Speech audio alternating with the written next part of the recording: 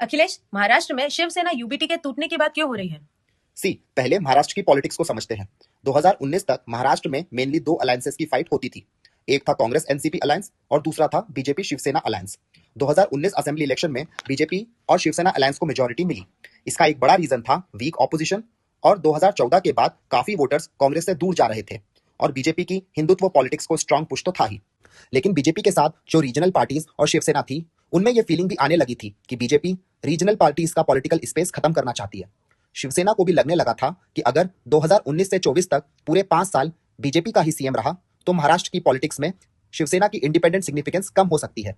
इसी वजह से शिवसेना ने बीजेपी के सामने 2.5 साल के सीएम का फॉर्मूले की बात रखी ताकि महाराष्ट्र पॉलिटिक्स में शिवसेना का रेलेवेंस बना रहे।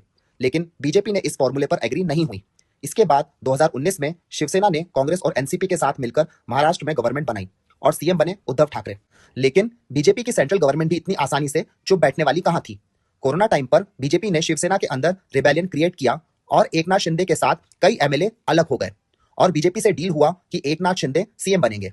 इसी प्रोसेस के बाद शिवसेना दो पार्ट में डिवाइड हो गई।